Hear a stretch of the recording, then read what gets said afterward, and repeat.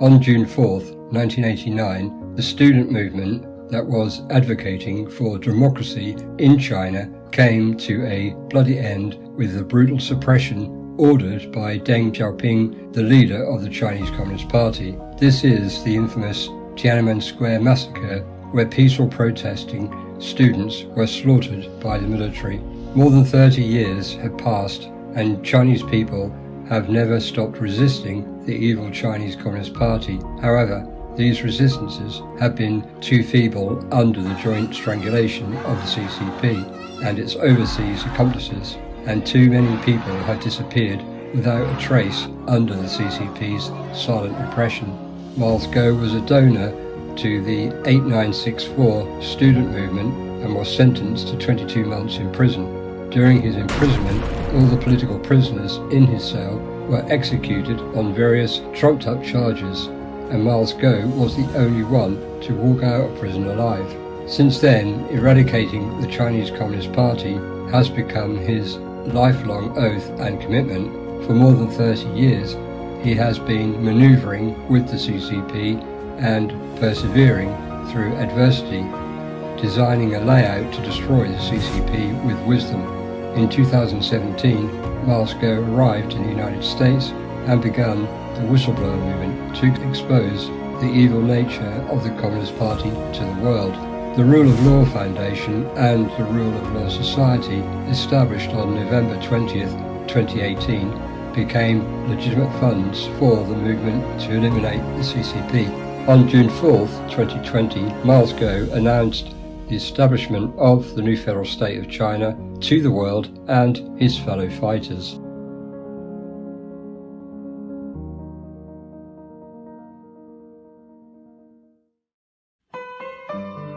On June 4th, 2020, the day of the establishment of the new federal state of China, as Miles Guo bit his finger to prepare to press a blood print on the new federal state of China declaration and pledged to take down the CCP, a huge lightning bolt appeared in the sky behind him as if bearing witness to his commitment. Zhang Hao, a famous Chinese football player and former Asian Footballer of the Year, solemnly read the new federal state of China declaration to the world, while his wife, Yi Zhanying, a former world badminton champion, wrote a farewell letter to support her husband and prepare for possible persecution by the CCP. The concept of the new China Federation is derived from the federal system in the United States. It refers to the federation composed of multi-provinces or regions on the Chinese mainland, formed as members after the eradication of the Communist Party. The Himalaya Supervision Organization was also established at the same time as the new China Federation.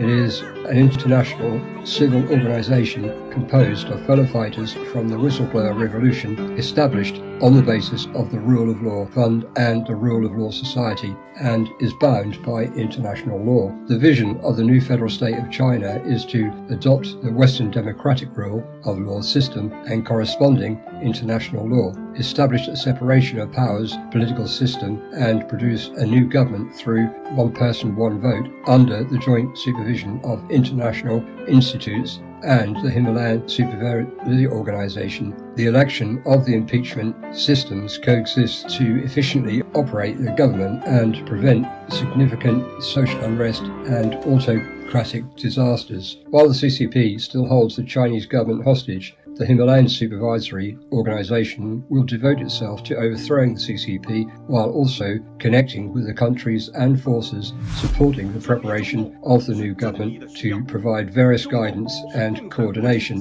The elimination of the CCP is a necessary act of justice.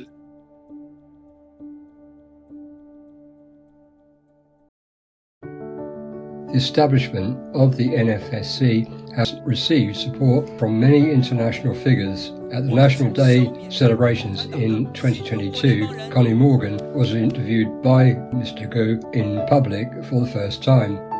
On February 24, 2022, Russia invaded Ukraine. 2 days later, Miles Go announced in a live broadcast that the NFSC would participate in the humanitarian relief efforts in the Russia-Ukrainian war.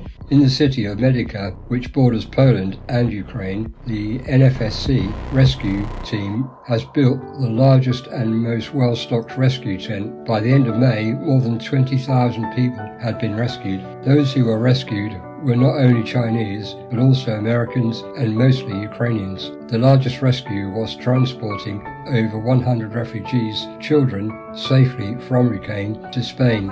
In April 2022, Belgian Prime Minister Alexander De Croo visited the Medica refugee camp and highly praised the rescue effort of the NFSC. He took a photo with the frontline rescue fellow fighters. Many rescue personnel from other countries praised the professional performance of the NFSC rescue team and supported its goal of eliminating the Chinese Communist Party. They have established a good relationship of mutual trust with the NFSC rescue team.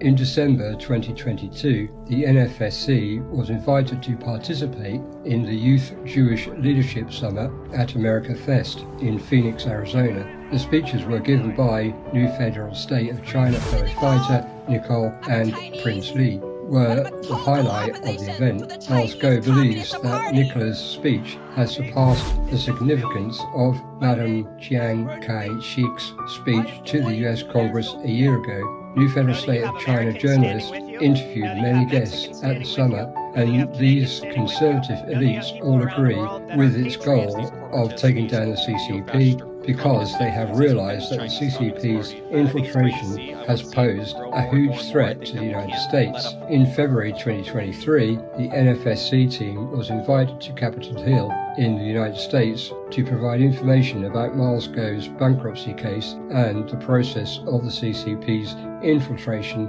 in the United States through its judicial unrestricted warfare. The members of Congress regarded the evidence of Miles Go's exposure of the CCP and its infiltration in the United States as the Holy Bible of investigating the CCP's infiltration in the US. During the meeting at Capitol Hill, the NFSC team explicitly stated to the members of Congress that the NFSC's goal of taking down the CCP does not require funding from the US, but rather the clearing out of the traitors who sell out America and the serving of economic support to the CCP. They also emphasized that the US media is largely under CCP control and that the battleground in the fight against the CCP is not in China but rather in the US, specifically in Washington and New York. At the meeting, one of the members of Congress wrote down, "Clear America first, free Chinese second."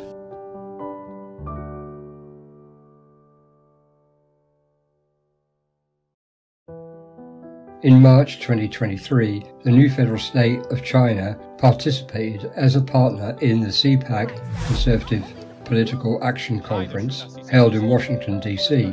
The NFSC's booth was the most popular during the four-day event. The members of the NFSC constantly exposed the Chinese Communist Party's infiltration into the United States and comprehensive investigation and complete decoupling from the PRC.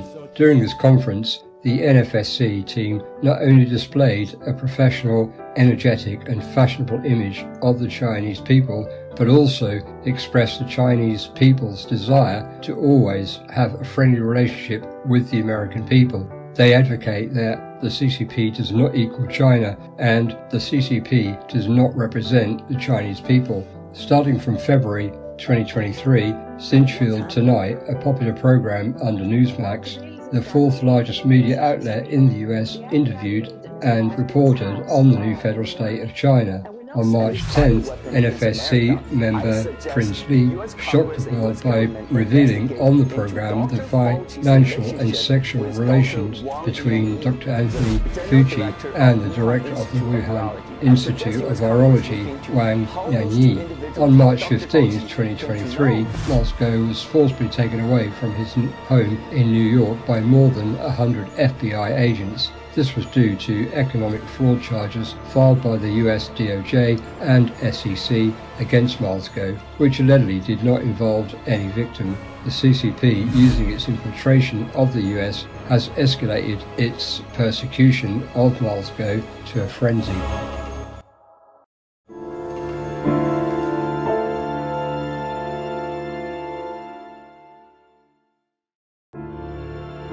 After being taken away by the FBI from his home for 6 hours, a large fire broke out on the 18th floor of the Sherry Netherland apartment while the FBI agents were still there, and most of the rooms in the apartment were destroyed by fire. What's even more surprising is that in the DOJ's 38 pages indictment, there is not a single clear victim identified. One complaint from an unnamed victim. It's just 38 pages of what the Department of Justice says Miles Guo did. During the trial, the prosecution was forced to admit, when asked by the judge to disclose information, that there were a lot of collaborations with the Chinese government in the process of prosecuting Moscow. Now, the prosecution is using the excuse of flight risk to prevent Moscow from posting bail.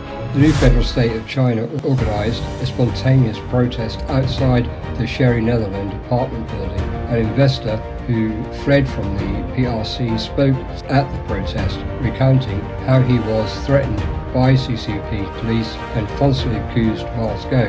On Twitter, the new federal state of China launched a massive Free Moscow campaign, and more investors stated that they were not victims of Moscow. People continue to expose CCP infiltration into the United States and the truth of Moscow's framing to various sectors of society, making more Americans understand that the CCP is ready to take over the United States. Moscow's case is a severe test of the US judicial system, and in a world where the Communist Party exists, there is no turning back for humanity. The new federal state of China will fight alongside Moscow until the CCP is overthrown.